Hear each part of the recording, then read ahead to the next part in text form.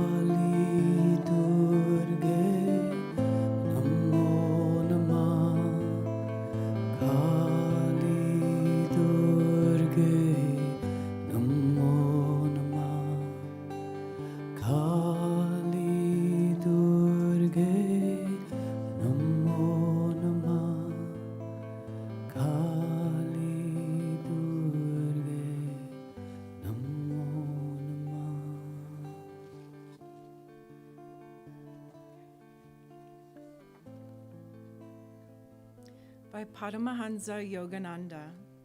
Having felt the nature of God as inner peace, devotees want the peace God to be always manifest in their home, in their neighborhood, in the nation, among all nationalities and races.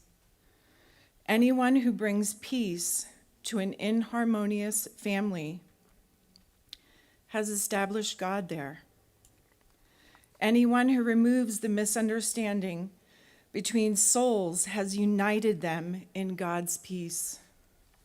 Anyone who, forsaking national greed and selfishness, works to create peace amidst warring nations is establishing God in the heart of these nations.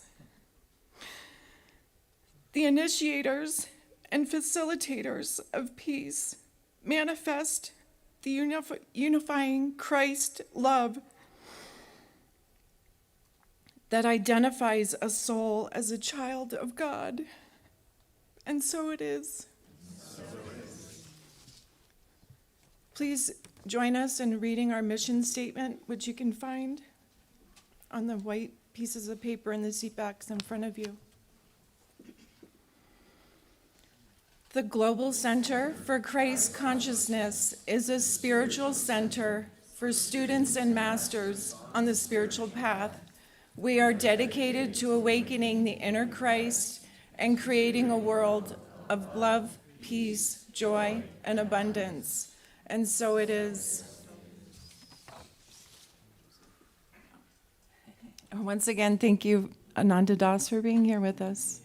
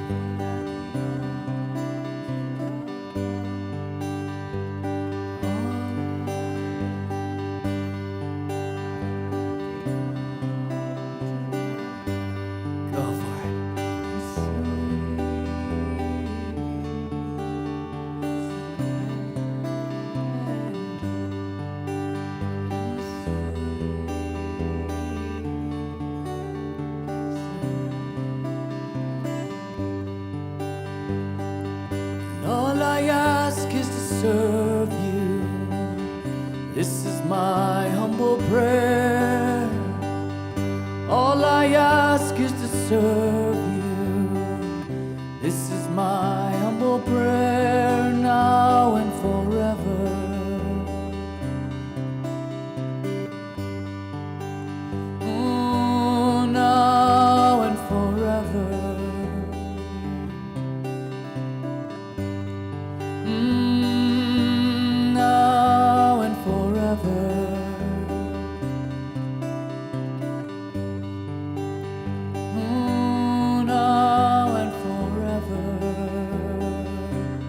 try it together. All I ask is to serve you. Here we go. All I ask is to serve you. This is my humble prayer. This is my humble prayer. All I ask is to serve you. This is my humble prayer, now and forever. Together, now and forever. Now and forever.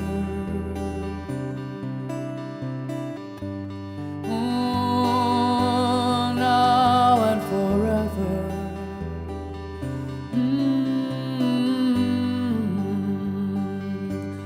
Now and forever.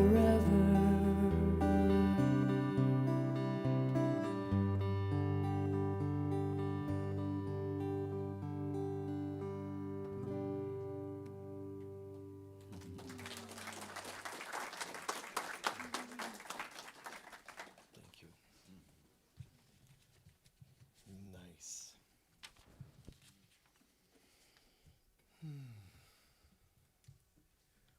What topics are on your mind for today?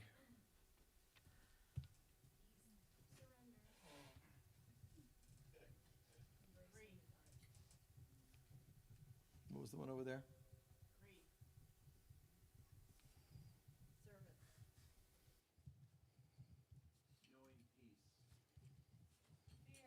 Go in or knowing? Okay. What was the other one? Okay, thanks. Okay, hold on. What was the other one over here? Yeah. Okay.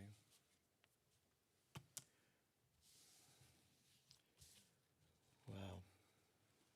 I don't know if I can add to Sweet Surrender more than the song did. But a good variety, again, grief, embracing darkness, surrender, peace, service, and a few others. Yes.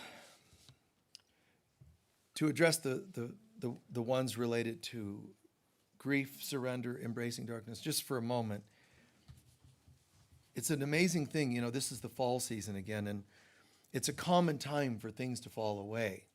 And there's a part of me that I love that. I love looking at the world and listening to what's happening, the vibes, the seasons.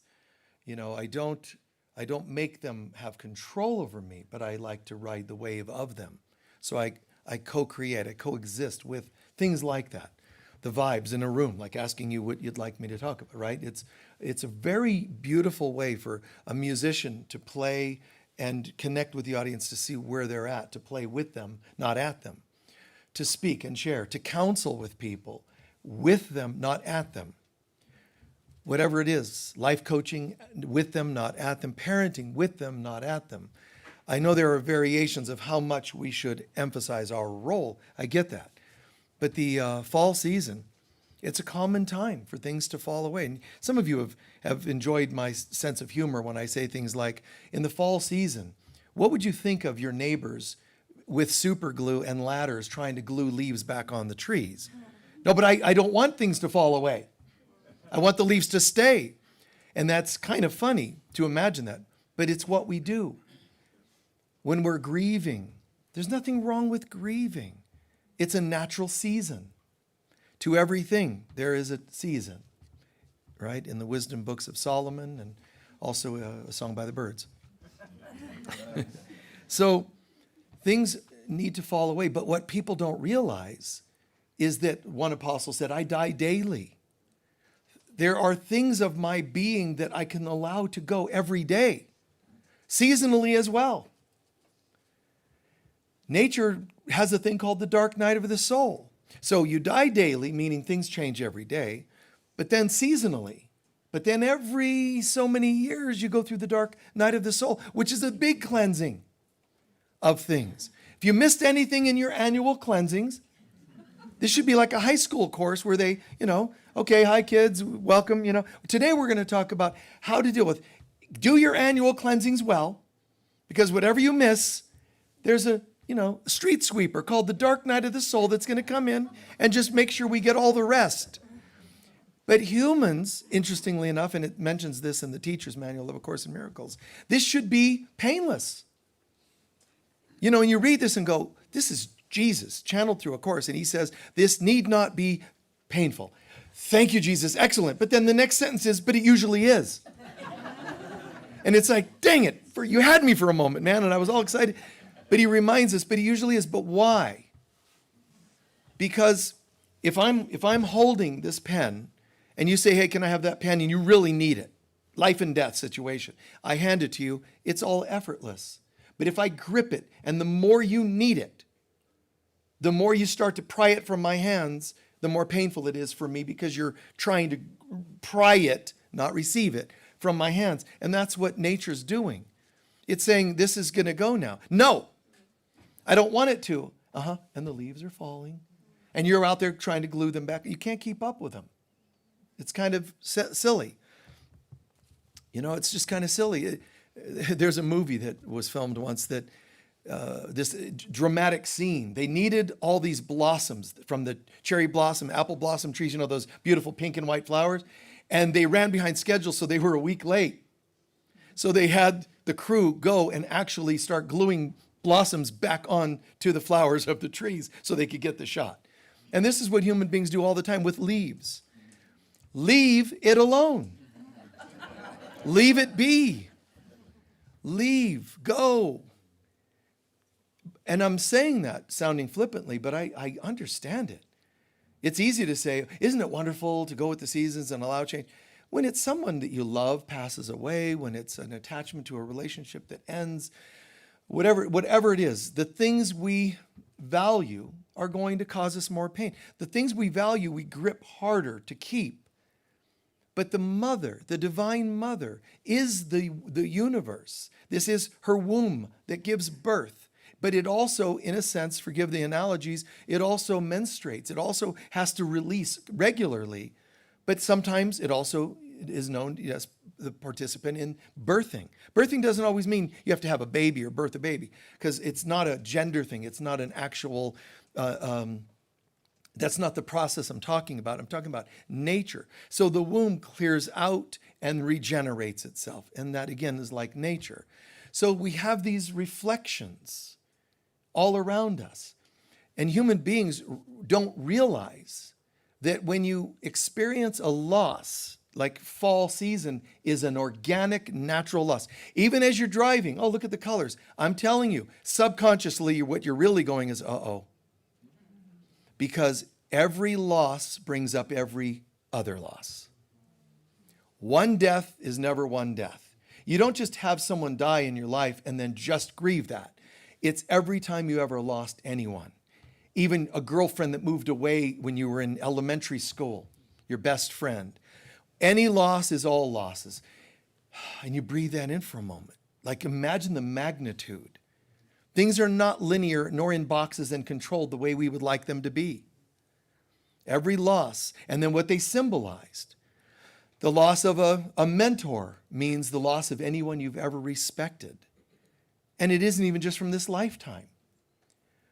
Losing a beloved parent, a grandparent that was really there for you and really looked out for you. You might be grieving terribly, but you might be grieving standing at the base of the cross watching Jesus die.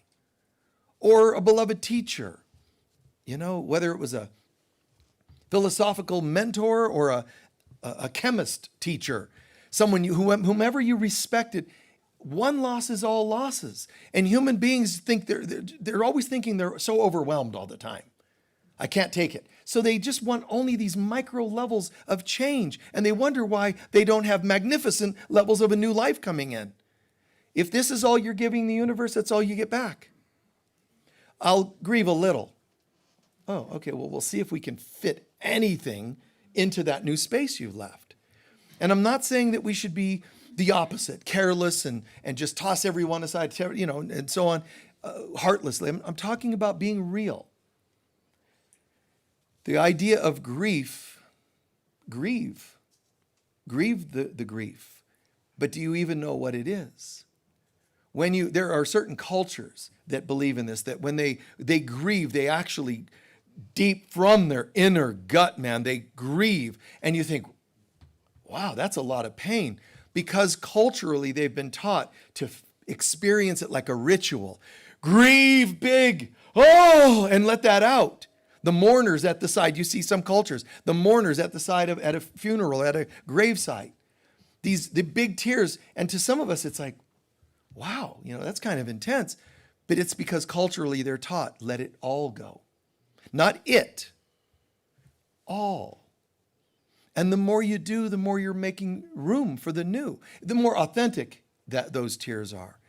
And it's an amazing thing, but people typically don't have a relationship with themselves to even know that they have grief.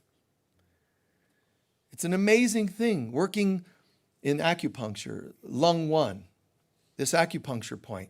A lot of people will find it tender to be worked on because it's a point that's connected with ungrieved grief, unfelt grief. So it's an interesting thing, nature itself. When the forest is getting too thick, it's called sailing, the winds come and sail and the branches fall. The snows get on them and snap some of the branches. It's nature's way of keeping everything moving. And yet we're the weirdos, man. We're the ones that it's weird. A tree has more intelligence than a human being. How am I saying that? I don't mean it has the intellectual text memorization capacity. I mean, when it's time to let something go, it's going to let it go. It's in its being. It can't not do that. And yet human beings, then the leaves fall. Human beings, the tree's like, this is amazing. And after the falling away of these leaves, I'm going to take my energy, put it into my roots, and just kind of get into the hearth of life. I'll get into my being and just say, this is amazing. What have we learned from the past? This is great. Now we're going to grow even more branches because we've allowed some of them to fall away, and we'll become fuller and fuller. This is great. And then when I, the tree, am old enough, I pass away, and I'm going to send my energy not just into the roots and then into the earth. I'm going to send it into the Divine Mother. And she's in the trees are in this perfect ecosystem. Animals. I don't want to be a bother. I'll just go off into the woods because it's my time. Everybody has this down except us. And the tree is like, the winds come just the right time and the leaves are falling. And then the tree's all blissed out. And then it's like, and we're over there gluing the leaves back on. What are you people doing? You're supposed to be the stewards of the earth. Our elders, you got to be kidding. And I almost got this. I want my life to be what I want it to be, and it will not be. Why do you think, Buddha said life is suffering? And he says, first, you think you are missing something inside you. That's what all the gluing the leaves back on. You're trying to compensate. Everybody's trying to compensate in some way or another. One more drink, one more this, one more, I got to, lose 5 pounds. I got whatever, obsessions. Why? Where's the peace? It takes a state of surrender to enter that place of, wow, I have been trying to control everything. Sit down on that meditation for a moment. Give it 10 minutes, give it an hour. Make a list, and you'll need a book. You'll need a notebook of pages. The lists of things you've tried to control. What grades you got in this school, not coloring outside the lines in that class, from all the way to maturity, age now, present time. Look at all the ways you've tried to control things. You lose your hair and you can't stand it. So you go to a barber and you collect it off the floor and you get glue and you try to glue that on your head. How does that look? Like pretty bad. But I can't bear that I've lost my hair. Oh, that rhymed. Okay? You can use those lyrics for another song here. I can't bear to lose my hair. It's something. It's there, right? So think about that. And I don't mean to sound rude or gross. It's kind of funny, but human beings got to always the compensate, always the compensatory life, compensating, It's strange. But Buddha was saying, you think you're missing something, and you're not. But you think you are, and then that leads you to going to look for it. And then after you go to look for it, you're hoping to, eventually you find something that feels like it's good enough as your supplement, your compensatory thing, whatever it is. Then he says, but guess what? It won't last. Whatever it is going to die or leave in some form. Then you're going to be miserable, which is what you were in the first place when you thought you're missing something. So life is this cycle of suffering. You can't seem to escape. The only way is step off the wheel and in your center. Surrender all that you thought was flawed in you. Now, if you do this on your own, you're still doing manipulation of your own mind, which is fine. It's better than nothing. But at some point, you surrender to God that does know who you are and what you are. You see? It's like you go from, I should probably let this go, and you're still deciding. There's still you running the show, which is better than nothing. But at some point, I don't know what to wish for. I don't know what to release. I'm going to start living as an awake being in the universe, the womb of the mother. So I'm going to start asking her, I don't know. It's a strange affirmation. I don't know anything. Go into a self-empowerment seminar, and they're going to be like, I'm chic, fabulous, vivacious, sexy, and prosperous. Those are the key phrases that people are putting on their Post-its and sticking on their window, their mirror in their bathroom. I am young and fabulous. If you really understood that, you wouldn't need to use a Post-it and write it on there. You would just know it. And I'm not saying it's wrong to write it. Do it. Staple it to your forehead if you have to. Do what you need to remind yourself that you have value. But one day, you won't need to remind yourself because you'll just know because the mother downloads it every second of every day. You are my beloved child in whom I am well pleased. That's the voice Jesus heard, and the people around heard this voice. Jesus, after his baptism, he emerges at another level of, wow, I'm passing my tests where the human self tells me I'm flawed. And I'm waking up. The response, you're my beloved child in whom I'm well pleased. That's exactly what we're all supposed to hear. But you have to go to the mother, and he did. Jesus didn't birth the Christ in himself. The mother births it in him, but he allowed it to happen. He had to live in accordance so that he could become the thing that she was birthing. So the divine mother is to birth all of her children, which is everyone that's ever lived, good or bad, nice or not, that we're all her children. But is it only after you look a certain way that she says, now I'm well pleased? I noticed you took off 5 pounds. Now you're my beloved child. Hey, I noticed you got some money in savings finally. Now I am well pleased. No, that's your human parents. And that's your own head and your own critic that plays these games. No matter what you do, you are her beloved child in whom she is well pleased. And I know that people actually push the envelope. They actually go, really? I'm going to test that. If I get stoned enough, if I'm promiscuous enough, will she still love me? If I murder another person, if I steal, we break the commandments not just because we're weak. We break them to actually rebel against love. But when I say rebel, you're testing love to see, I need to know you're for real, God, that you'll love me no matter what I do. And we do some pretty horrific things to ourselves and others.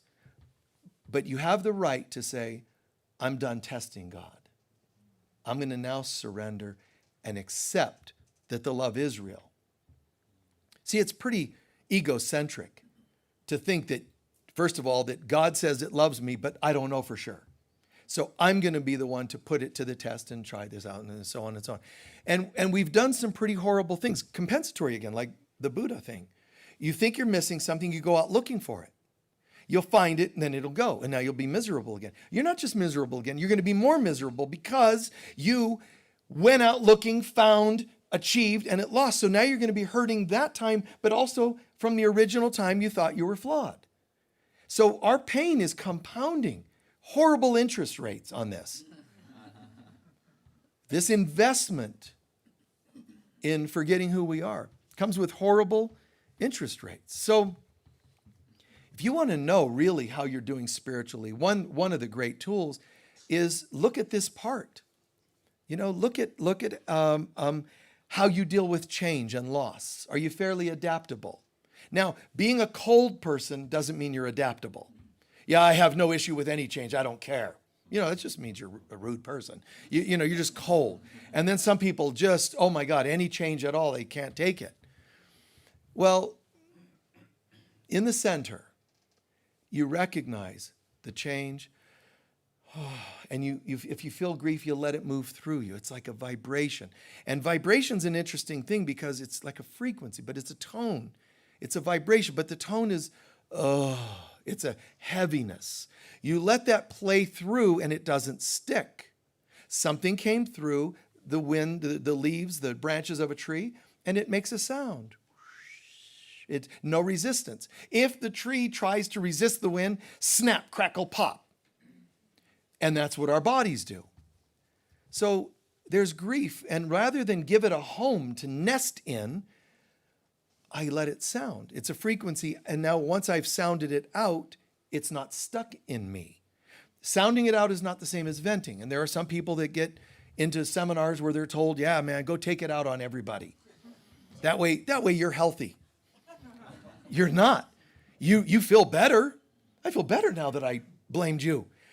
Wow, I'm breathing easier until the boomerang comes around and the karma of judging a brother and sister as being the cause of your problems.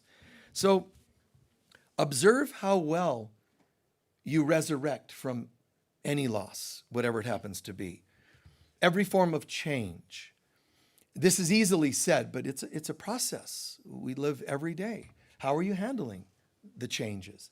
How are you handling, your car's getting older or your body's getting old, whatever it happens to be. How are you handling that? There's a really beautiful thing, I think, in elders, in seniors, some that come to that place of peace where they watch everybody else fuss to try to perfect their bodies and they just grin. They just kind of like, there's this the old wisdom has set in and they wow, you just try so hard to be something you're not, and you're not going to succeed. And I know because I've been there is the wisdom being passed down to us. So change, how do you handle that? Are you okay? Do you fight it?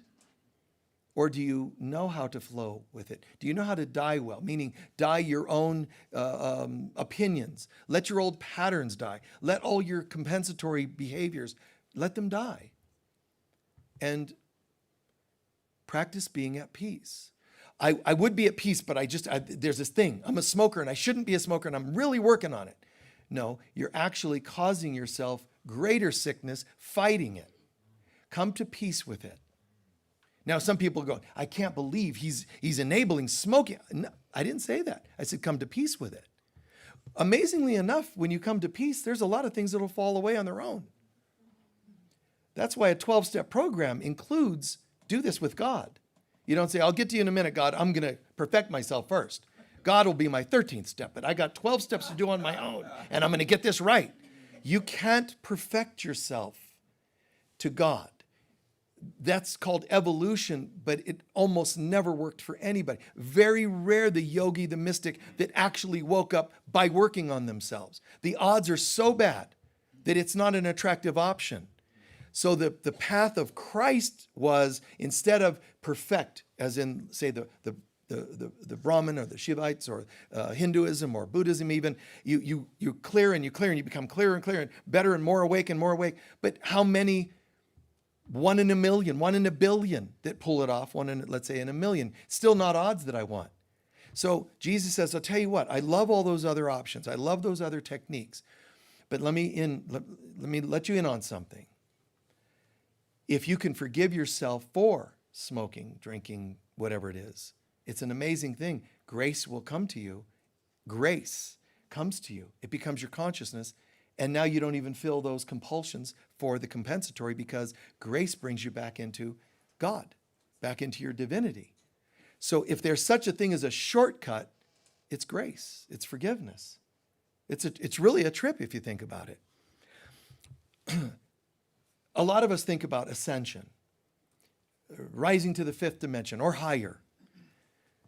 think about this. I can absolutely, I swear to you, I can tell you the number one most effective technique for ascension and rising into fifth dimensional or higher dimensional consciousness. Would you like me to tell you? Okay. Show of hands? It's still not more than 50%, so I'm not going to tell you. One more time. Show of hands? Pretty good. Online too? Okay, cool. Here's how you most easily reach fifth and higher dimension. I swear to you, by forgiving the third dimension and fourth dimension. When you forgive them, there's no Velcro between you and these dimensions, and you rise into higher consciousness. It's true. Like, it's not a trick question. It's not a playful thing. I'm trying to sell something. I'm saying we so easily forget that forgiveness is what brings us to higher levels of consciousness. I understand that yogis and mystics throughout history, masters of different kinds and alchemists and, people in secret societies, there's all these techniques, and they're really cool. Listen, if you want to get ripped body, you work out more and diet more. Great. It generally works. If you want to develop more prosperity, there's techniques. Techniques work. To a degree, they work. If you want to reach altered states of your mind, you can take mind-altering substances. It all works. It's kind of, cool. If that's what you want, you do that. But none of those surpass forgiving the judgments on your body, and it'll be healthier. Forgive the financial things that have triggered you and hurt you, and you'll become more prosperous. Well, no, but I heard if I focus on a gold-colored candle, it attracts gold. It's wax. It's just wax and thread. And the wax probably isn't even real wax. It's just some, substance, and you put a string through it and light it, and, this is definitely going to change my consciousness? No, what changes your consciousness is when you, a child of God, focus on the gold-colored candle. You're the magic, not the candle. You're the magic. It's our consciousness. That's why a wizard is known to have a bowl which represents the universe and the womb, in which things gestate and prepare for birth. The wand stirs the waters in the bowl, in the cauldron, whatever it happens to be. The wand symbolizes a focused mind. Here's the female, here's the male. Whether that's sexual alchemy, the womb and phallic symbol, stirring, but it's a symbol of your mind. The wands, it's a focused mind. The old dunce cap that they used to, some places that did occur in history, this idea of a dunce cap. They'd put this on children that were problematic. But what it was actually meant to, the symbol, the point, focus your mind. You're drifting, you're not paying attention. You're a dunce is gross, but all it is this might help you focus your mind. They might have, instead of giving out dunce caps, handed out wands. Now, do you want anything? Focus your mind and point that wand at it. And then you can make the wand magical, but it isn't the wand. It's a piece of wood or whatever, it's a thing. A child of God has decided to show up and put their consciousness into something. That's the magic of it. So when you think just mind-altering substances, it's great for mind-altering. But you can't take a person who says, I don't really want to do any spiritual work. I just want to take something that takes me to the fifth dimension. And people will say, I saw such trippy things. It had to be the 18th dimension. Let me let you in on a secret. Most of the things that you experience when you're having journeys and cool things, very cool things, they're actually of the astral world reflecting fifth dimensional consciousness. It's actually still astral reflecting. And it is cool. It's wow. It's amazing. Wow, I can see your words. I can see sounds. It's a trip. But what I'm saying is, it's beautiful. You want your mind altered, you got your mind altered. It's beautiful. Prosperity conscious, you use a candle and it helps, great. You want to be more fit, you diet and work out at the gym. Those things are fine. But nothing surpasses the efficiency and effectiveness of forgiving what was in the way of you being a fifth dimensional being. Forgive the third dimension, I swear, and the third and fourth kind of work hand in hand. So when you forgive the third and fourth dimension, you can't not rise to the fifth dimension because you don't have any Velcro, meaning resentments and wounds and lessons, sticking you to the third dimension. Isn't that brilliant? Yeah, it's very, very cool. It's very clear. So we realize that's the ticket. It's, all that I can do on the outside, do those things. Enjoy the tools and whatever, the means and techniques and all ceremonies, all of it. But just know it doesn't replace the most effective thing. Forgive what's in the way.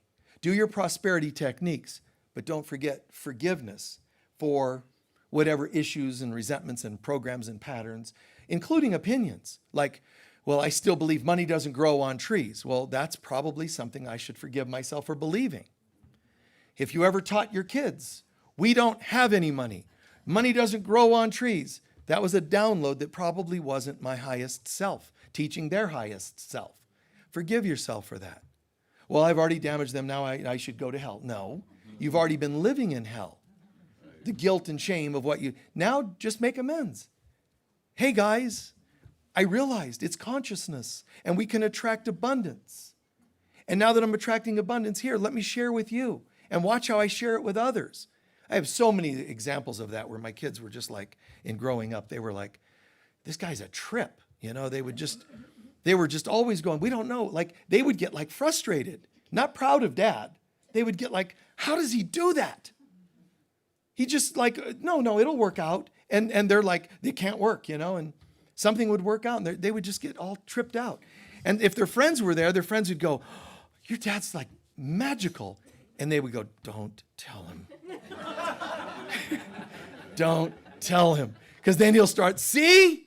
I told you guys, everything's okay. Everything's easy. Just get in the right consciousness. So, they would get a little bothered by that. And it's like, well, you should have had a different dad. It's like, you did it.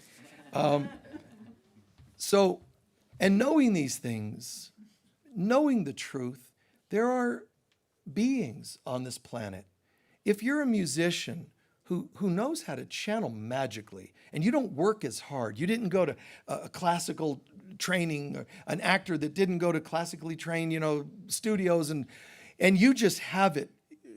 People on earth don't like you that often. They get a little tripped out about, how do you do this so easily? I want to be there. I want to, the infamous Mozart, with his colleagues that were jealous of his skills, and the same for anybody with skills, Beethoven or a painter or whomever else. Those who work hard at it, they're still coming from the doing rather than the being. And we can all learn to just tap into higher power. And all of a sudden, it is easier for you to write this book or share this story or whatever it happens to be. And it's not always the most enlightened spiritual people. It's just a matter of what you believe about yourself. The first American author, I mentioned this to somebody the other day, the first American author to make a living off his own writing, not a side job. Thoreau and everybody had side jobs. The first guy to achieve his own success by his own writing was Edgar Allan Poe, who wrote the words, "Life is but a dream within a dream." That's high consciousness stuff. But he was also tormented in many ways. But my point to that is, it wasn't how spiritually enlightened he was, but he did believe. He did believe, I can do this. I insist on making a living off of my writing. And he pulls it off. A gal who, Rowling, who writes the Harry Potter stuff, nobody believed in her. It was completely nutty. She develops a language. She liked Tolkien, so she followed his example. That's why she initials her name, just like J.R. Tolkien did. So she loved his work. But these people created their own languages. They wrote from another, like a parallel universe. It's like they simply wrote stories about a parallel universe. Here's what it's like in that universe. And publishers looked at it and it's ridiculous, it's silly. They weren't listening. They weren't listening to what's really happening. In a world where imagination was starting to get shelved for intellect more and more every decade, finally somebody just said, no, I think I'm going to allow imagination to come first. She became the #1 biggest selling author in history in a matter of a few years. So you have to believe like outside the box. So if she would have clung to the resentment of those who said, no, thank you, it actually would have affected her success. And if not her success, her health, and if not her health, something else. Because that level of consciousness, which is not just altered by substances, it's a level of consciousness, it's who you are. That's ultimately where your level of consciousness comes from. It's based on the belief of who you are. If you think small, your consciousness is small. You can't talk yourself into higher consciousness. You can't substance yourself there. You can substance alterations, but you can't change your consciousness with it. It only introduces you to something. You still have to step up. So the idea of positive thinking and coaching, and you learn to say these amazing, sentences. Well, you have to watch your thoughts. First, they tell you have to watch your words. Don't say the word not. Don't do this, don't do that. And they make rules about language. It's conscious languaging, so that you don't say naughty words like don't or not, because those have a negative connotation. Whatever. Bloody hell, people. But back to the Harry Potter line, right? Bloody hell. So the British thing. So you have this, watch your words, but then they go, no, you're thinking. You put a rubber band around your wrist. If you have a negative thought, snap, snap, snap. All I get is ouch. I don't get shifts in consciousness. I don't go, that's so weird. When I used a higher grade rubber band, I saw Jesus. I mean, maybe if your third eye, maybe a flash of something, but it's not the real deal. The real deal ultimately comes right here. Who do you believe you are? And you can, well, I was told by my life, no. Who do you believe you are? I know who you can talk yourself into thinking you are. I know you can alter it this way, the other. You can fix your body and look at me, I'm wonderful. No matter how toned, no matter how perfected the body, your consciousness isn't necessarily there. Who do you believe you are? I am a child of God in whom God is well pleased. And I don't even know what that means. That's what we could say to ourselves. When you say, I don't know, what you're saying is, show me. That vulnerability, that humility means God can come rushing in. The Divine Mother can say, oh my goodness, this is great. Or she would say, oh my me. Oh my God, get it? So she would say, wow, you're like open. Yes, I am. But really? Yes. Show me. You're not going to say, well, I only need you to show me in certain areas, because that's what humans do at best. Certain areas they want changed. All of me. All of me. I don't want any part, no stone left unturned. I want you to shine light on my stubbornness, my skills, my resentments, my everything. Just fill me so that I can say, when you see me, you see the Father, Mother, God. Like, I have no beliefs that are different than God's, which sounds arrogant, but it's actually more arrogant to think you don't deserve that. So I'm only allowing God's will to be done. It's really amazing. So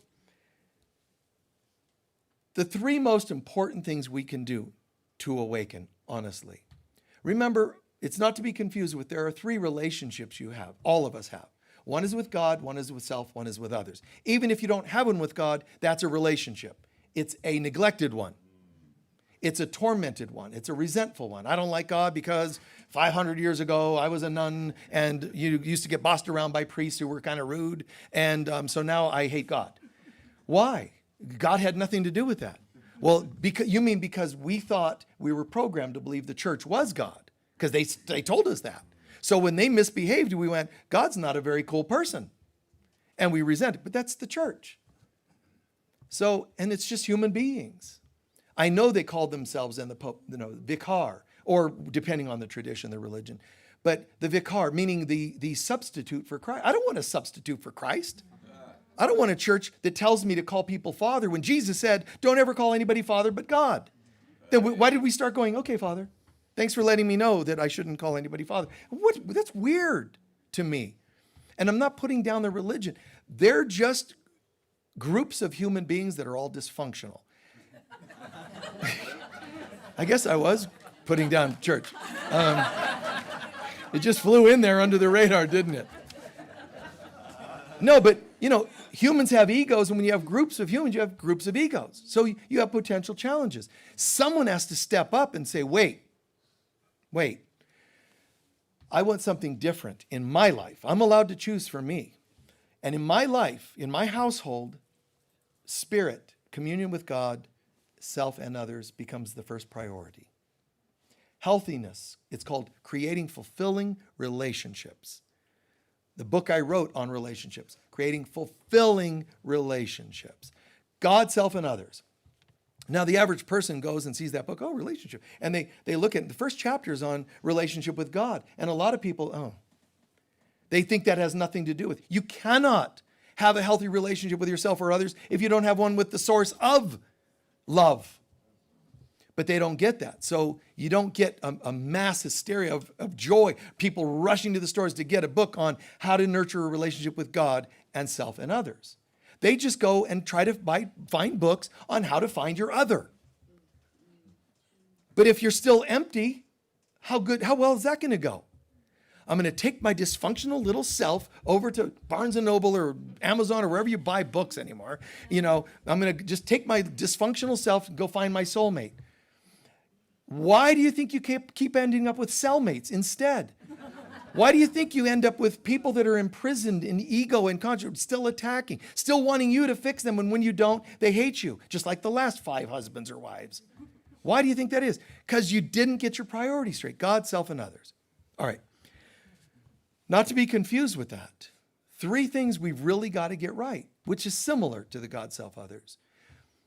Having a life where you commune with God in whatever way that is. Mantra, yantra, prayer, meditation, whatever it is. Get in touch with the source of love. Get in touch with the source of light. The sun in the universe, here in our solar system, brings us love and life and light. That's God, so go for it. Sunbathe, so to speak, in communion with God. Even if it's for 60 seconds a day, it'll change everything because you're nurturing a relationship with the source of life. Number 1. Secondly, recognize the importance. Your relationships are not just people you hit on. Relationships are not just, I don't want to grow alone. I don't want to grow old alone. You'll do. That's kind of weird. How many people would say yes if you sent them a card and said, I think you'll do? And if they say yes, run. Because even if they succumb to that and they're okay with that, then they're more messed up than you. So be careful. Your relationships are an environment or an arena of your consciousness. The relationships, this is my environment and arena for growth. A Course in Miracles, this is book Christ Consciousness. Hundreds of pages, and it's the weirdest thing. There's nothing in there. It doesn't tell you whether you should kneel, stand, or lie down to pray. It never talks about positions of prayer and meditation. It doesn't really go into any of that. It doesn't tell you what foods to eat. It occasionally makes fun of the world.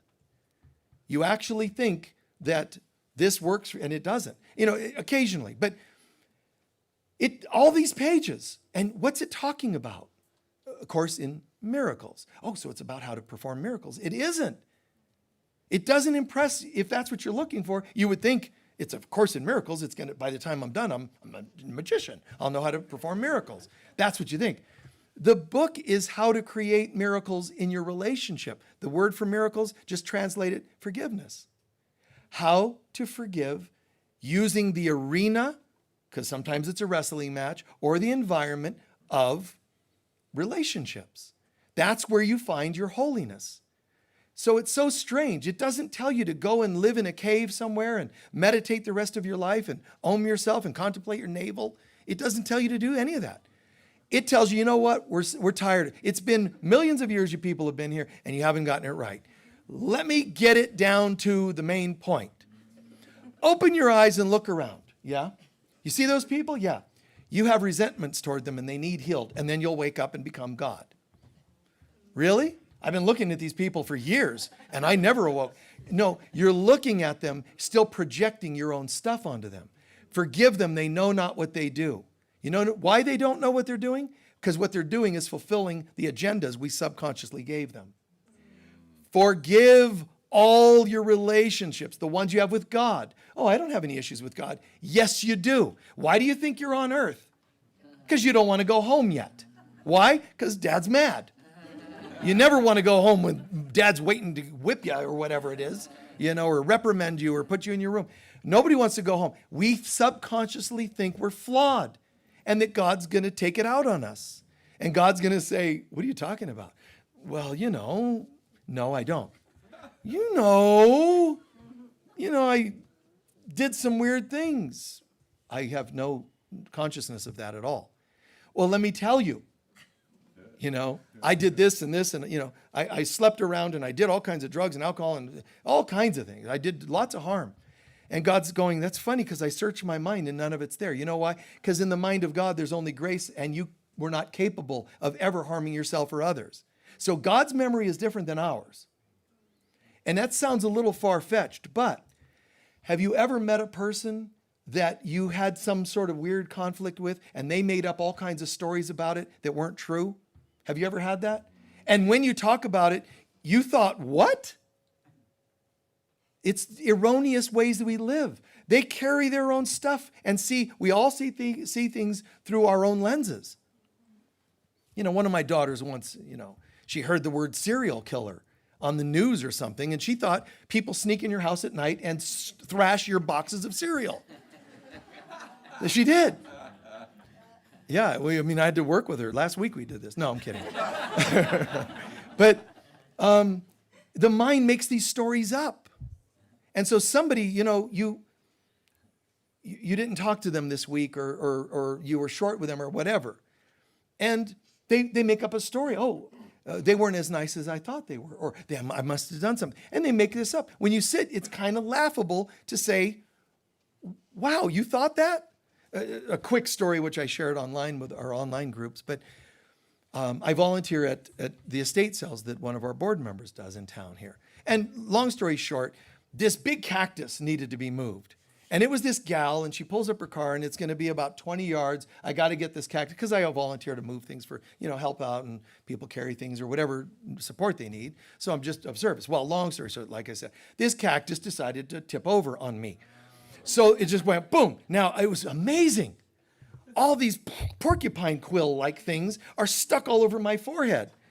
And I'm like, she's like, oh my God. I go, just go to your car. Show me your car. So I'm carrying it. It's all stuck in my head. And I'm carrying this. And she's like, are you sure you're okay? Stop talking. Get to the car, So, I get to the car and I put it up in there and thunk, And she's like, no. Don't touch anything. I'm trying to just. So then there's this guy who appears at a lot of these estate sales. And he's like, hey, Michael. Now what I did was I turned away and I'm kind of, because I don't want to make a scene. So I'm just kind of covering, I'm turning away. Well, anyway, he ends up going home. And she said, oh, I saw that Michael guy. He wasn't nice as he usually is. He wasn't talkative. And his wife goes, didn't you see him? What? This cactus tipped over and he had all these things stuck in his head. This guy was oblivious, but he was making up a story like Michael was mad at me. He was telling me this. I thought I did something wrong and you were mad at me. No, I just had 8,000 porcupine quill-like cactus things stuck in my head. It's true. It was like a week or two later, they were still, coming out and emerging, out of my head. It was kind of interesting. But it was a Christ complex thing, we know. The crown of thorns, get it? So commune with God, have some connection with God, but also recognize relationships is the arena or environment. Environment when you have healing relationships. Arena when you're wrestling with them. Stop and get this right. Commune with God and work with others. Realize how you're doing in life is determined, it's reflected in your relationships, not your hookups, not even your long-term marriage. Oh, we made it 50 years, we must be holy. Not if you never spoke to each other. You can be in the same room and be miles apart. And I don't mean one partner. I'm talking about, can you die tomorrow saying, all of my relationships are holy? If you can't, God loves you. It's okay. You just get to come back. How many times would you like to come back? It depends how many of those people you want to meet at a time. You can come back and do it all in one lifetime. Bring all the people who annoy me back. I'm ready. I'm going in. You know, and if it isn't their soul exactly, it'll be someone just like him, and then it'll all work out, and you'll get to work on it all. Or you could do the time payments. I would like one person at each lifetime to push my buttons. And they'll go, yeah, but you have 835. So be it. I'm not going to go any more than that. But what you don't realize is you go and work on one at a time. There's new ones that are popping up. So now one turns into 10. It's not good math, man. It's not good. It's not going to go well. Just realize, forgive the 3D world. Forgive the smells and the death, and forgive war. Forgive molestation. Forgive hatred. Forgive it all. Forgive politicians. They know not clearly what they do. In case that's not obvious. Forgive them all. Forgive the medical association. Forgive the church. And if any one of those, well, not that one, that's one you're going to need to really work on. I die daily doesn't just mean certain linear categories. I die daily means my old beliefs about myself are not going to carry with me tomorrow. I refuse. I want to be different tomorrow than I was today. Different, not more money, more health, more ripped body, but more like a different level of consciousness. I feel freer today. I feel like I live in a state of surrender. One of you is asking about knowing peace. That's where it comes from. Peace isn't established by a substance, nor greater prosperity, nor whatever, you know. Otherwise, people with money would all be the happiest. And some of them have said, no, I was never happier. I just had more money and was miserable. Having more money could also mean more challenging relationships because you don't know if people love you for you or for your money. There's just different complications. It's all. People are people. We still have our lessons. And the third thing, communion with God and nurture healthier relationships. Be patient, love, forgive. And we all slip. Own it and look at yourself. Why was I impatient with that person? Why don't I like a certain type of people? Look at it and work on your. So the second step is look at yourself and heal your relationships. The third is back to forgiveness. Commune with God, work on your relationships, and practice forgiveness. Those three levels, layers, categories, those are the ones that shift us into higher consciousness. Forgiveness is the primary tool to it all. Your relationships are the arena where you play it out, the environment where you play it out, but forgiveness is the tool used in that environment. Commune with God. Love one another as I have loved you, we were told. Live in a life and state of consciousness of compassion. The Buddhist rules, Beatitudes, as well as the commandments of Buddhism, you can just look at it and stop drinking and this and that. You know, you can say, oh, it's a checklist of duties. But if you don't understand what it really means, those are just telling you what's in the way. Behind those is love. Because if I love the commandments of the Israelites, if I love you, I won't kill you, steal from you, covet from you. See, love is the common theme. Love is the common theme. Wow, is it that easy? Yes, now try it. Ready? Go. It sounds easy because it's a word, love. But to realize there's so much more, man. Love would also mean I forgive myself for the times I'm not so loving. But to forgive those, sometimes, not always, sometimes you actually have to remember those instances, and that doesn't always make us feel good. Sometimes it means forgiving people that did some pretty horrific things to us, and the last thing we want to do is revisit that.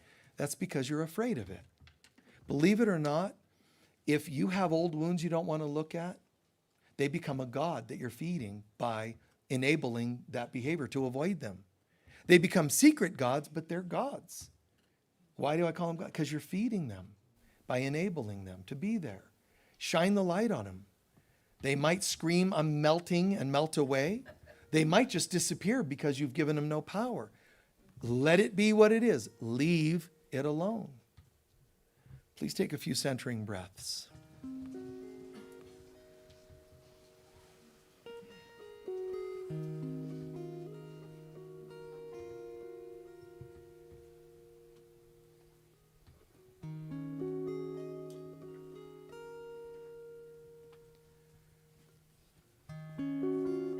Today, a very simple meditation, but profound.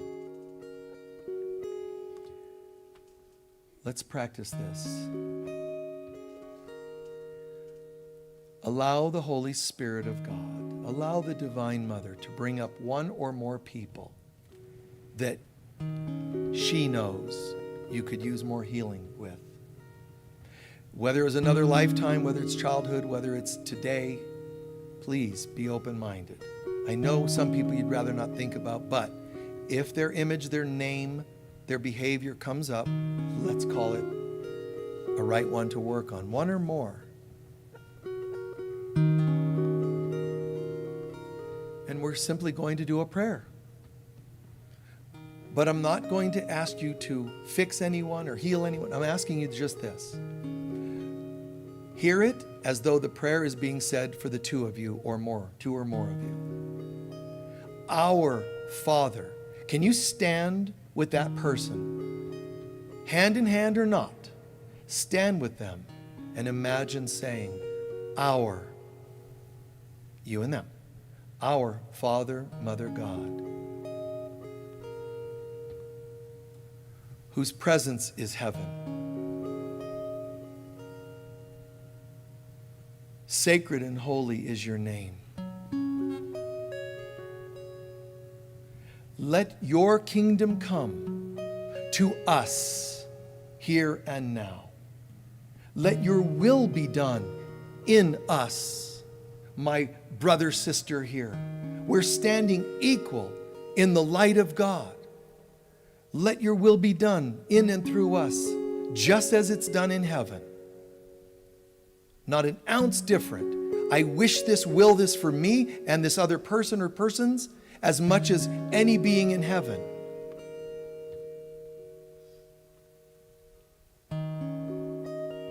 Give to us, Father, Mother, God, the fulfillment of our needs. Anything, financial needs, health needs, inner peace needs.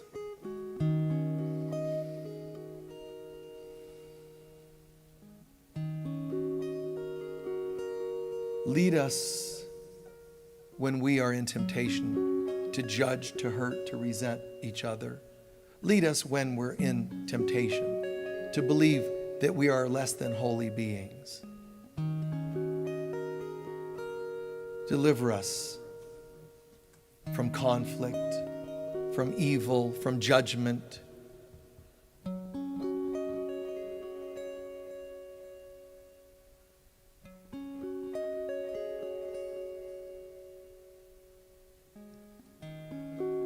Deliver us from our past.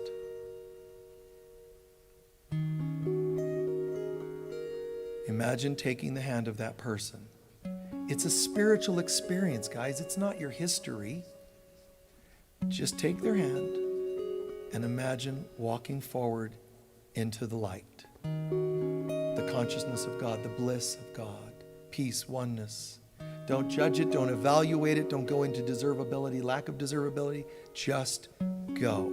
Surrender to God's will that we be in the light with all beings.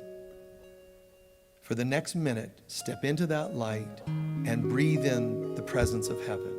Breathe in what it's like to be in a state of grace. Breathe it in, integrate it into every cell of your being.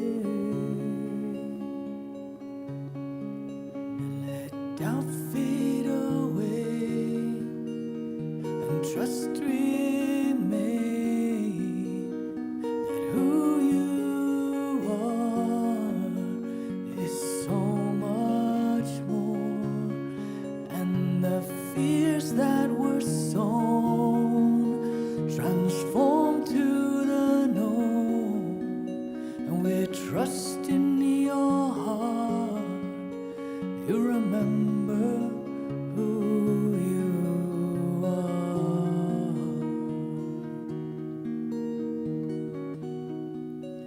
You remember who you are.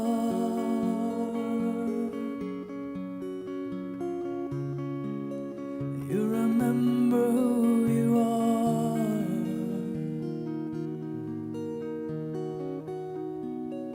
You remember who you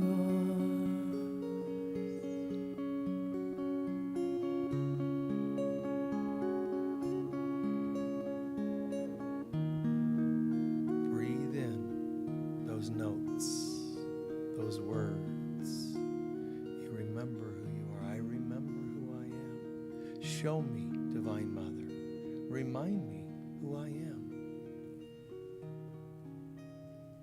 And I'm committed to letting go, leaving behind, releasing this fall who I'm not.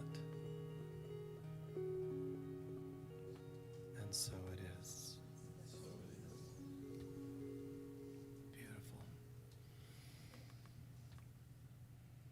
Tune into how you're feeling, and you can share what you heard, what you're feeling, what you gained, what would be most helpful from today's talk, meditation, music, and so forth. Can anyone share? Yes. Just reiterating and echoing a verse, a couple of my favorite lessons from the Course in Miracles, A Course in Miracles is, I will forgive this and it will disappear. And If I forgive this, it will disappear. yes, and forgiveness gives me everything I want. Forgiveness gives me everything I want. From A Course in Miracles concepts. Nice, thank you. Anyone else? Yes. And the meditation, I just saw like this whole scenario, and as the Lord's Prayer was being spoken, it just all dissolved into light. And Nice. just shatters. During the prayer and meditation, things just dissolving into light. Nice. I need do nothing but step aside and let the power of God work through me. Yes. I've studied a little bit about like the heart chakra as like being like the choice point Mm-hmm. as timelines dissolve from the past, Yeah, from things like forgiveness or acceptance. right, Then there's the choice of my tomorrow, the next day. right. The In the heart, our beliefs become the choice point between heaven and earth, reality and illusion. Now, that doesn't mean we curse the earth, because then we're going back to religion, where God is good, earth is bad. It's the earth has been made corrupt by our consciousness being corrupted. Corrupted meaning we forgot who we are, and this is the kind of world you have when you're living in amnesia, spiritual amnesia, psychological amnesia. So what happens instead is I remember the world is changed.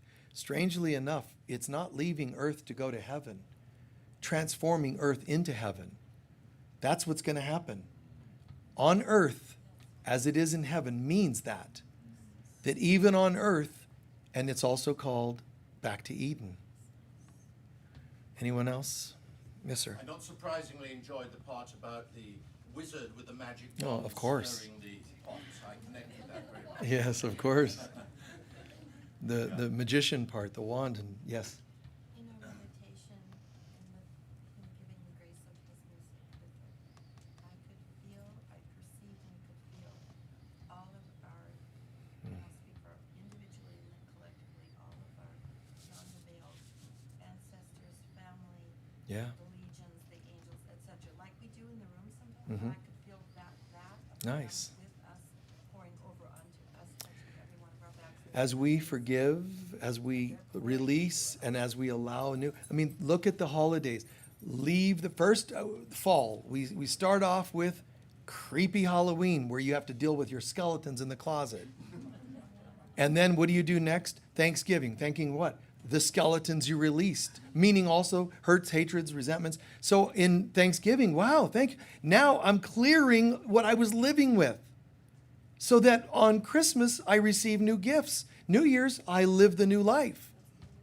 And then come Easter, I want to take this to a whole new level and birth it not just on one level, but I'm ready to take this to another whole level of resurrection and ascension. It's really magical to live organically in the cycles of time, which the pagans did long before it was changed into other names and holidays.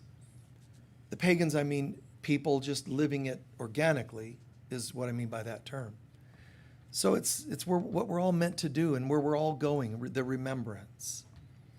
We're going to take up our collection and do our closing prayer. Did you have your hand up? I did. Go ahead. I wanted to say that what I learned today was the path to ascension is forgiveness. The path to ascension is forgiveness. It's okay to do the other things. Mind altering, gymnasium, workout place or whatever, diets, prosperity, all of those. I mean, you can get stoned and go to the gym. Do whatever you want to do. It's fine. All I'm saying is, if you want your consciousness, not your mind, because your mind altering things are altering your mind. Are you ready yet for God's mind? You keep altering your mind. I think that's fine. You do what you want. Have fun. Don't think I care, judge it or fine, whatever. But at the same time, understanding, respect the illusion, respect where you're at and do the things you want to do, fine. Eat right and do all those things, that's fine. But when you want to have a conversation about consciousness rising, don't talk about anything of this world, because the consciousness is not of this world. This world reflects your consciousness. You want consciousness changing, you got to change consciousness.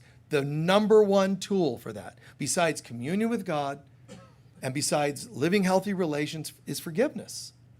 That's the primary tool for that. We're going to do our love offering prayer. Please be as generous as you can be. Be as generous as you can be. It is the end of the month. For the folks in the room and online, we're creating a standard where at the end of a month, we will share with you, and we'll do this more next week, but we're changing some things. We want to make sure that all bills are paid and all these things are taken care of. So we ask you, be as generous as you can be. Support this your spiritual center. Support it. And one way in the 3D world is through your donations, so we appreciate it. Your love offerings go in the purple bags, but any extra donations go in the baskets. People of lesser means we help, or projects that we use, but in the baskets. We're finishing up a project of the ceiling lights, which cost a few grand. The ones we did do. We didn't do this room yet, but we've done the other rooms. And it's a bit expensive to buy all these things, but we do them for a reason, or any other project. So anybody that has the extra means, that would be great if you could help with that. One last thing on that. Actually, I'll come back to that in a second, but let's prepare. Hold your love offering to your heart. Together, please. Divine love flowing through me blesses and multiplies all that I am, all that I have, all that I give, and all that I receive. And so it is. Thank you. Just a couple quick announcements while they're doing that. Thanksgiving meal. If you'd like to join us every Thanksgiving, we share a meal here at 11 o'clock. You can sign in the foyer if there's a thing you want to bring. Please don't bring any food or drink that isn't on the list written by you. Okay? Try not to just show up and surprise us with 5 turkeys. Okay? Please communicate what you're bringing so that we have an idea. Jeff primarily oversees this. He's our lead chaplain and our chef. Jeff, the chef, right? He oversees this event and some others, and keeps it well organized and clear so that we know we have not too much of one thing and not enough of another. But Thanksgiving, it's beautiful. Guys, you can join us here. It's our donation, people's donation, donating food. Whether you want to join with spiritual family or you just want to get away from your own, you can use this opportunity to come and sit with us and join with us. We have a couple other things. Just know that we have, if you're watching online or if you're here and then can watch online later, we're online every Sunday. The world is a funny thing because COVID hit, for example. I'm talking about death and rebirth. COVID hit, that's a death. And everybody just died. I don't mean just physically. I mean they can't go out anymore. They're not allowed to meet in groups. Lots of things were shut down, right? Yes. What did we do during COVID? Oh, you know what? Let's get a new center that fits more people.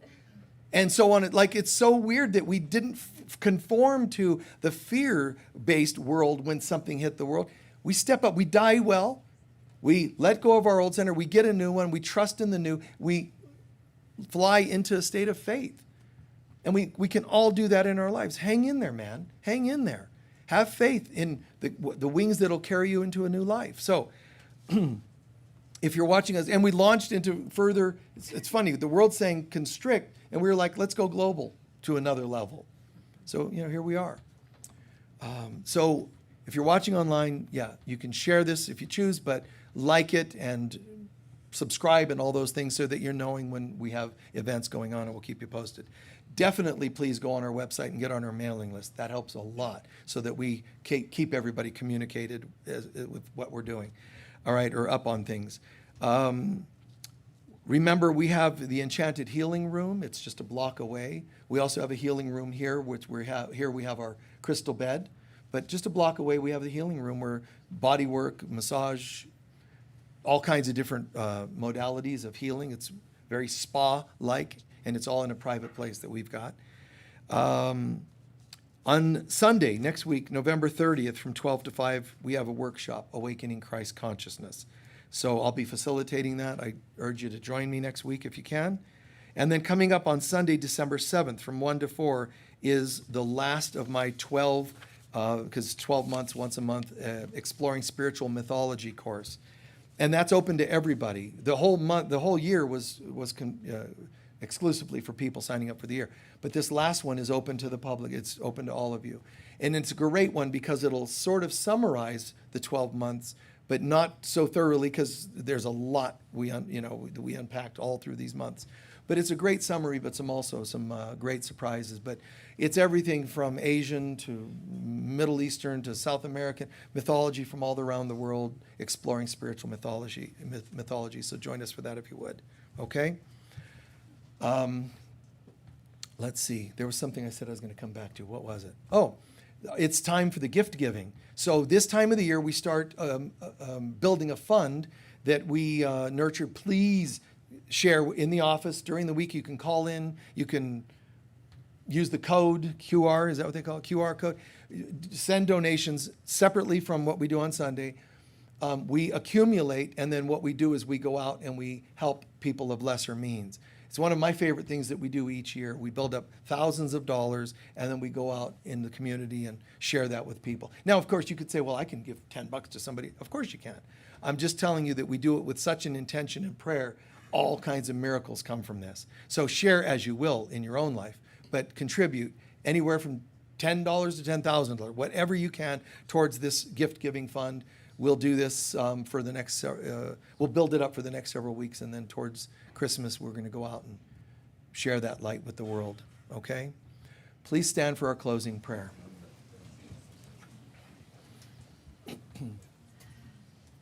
How's everyone feeling? Grateful. Good. Wow, we come here for a little over an hour, and it's like, is it a training?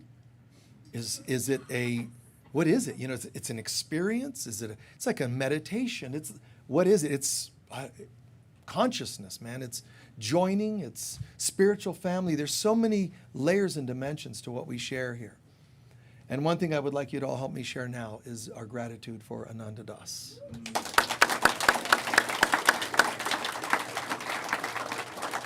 He's in the foyer over there, has a table, products, mailing list, or whatever else he's got available. Please go and give your thanks. If you have any extra, you can also share a donation to him to support his music ministry. We appreciate if you do that. From the deepest part of our heart, the deepest part of our soul, we affirm the light of God surrounds us. We are the light of God. The love of God enfolds us. We are the love of God. The power of God protects us. We are the power of God. And the presence of God watches over us. We are the presence of God. wherever we go. God is, I am, we are, and so it is. Peace be with you.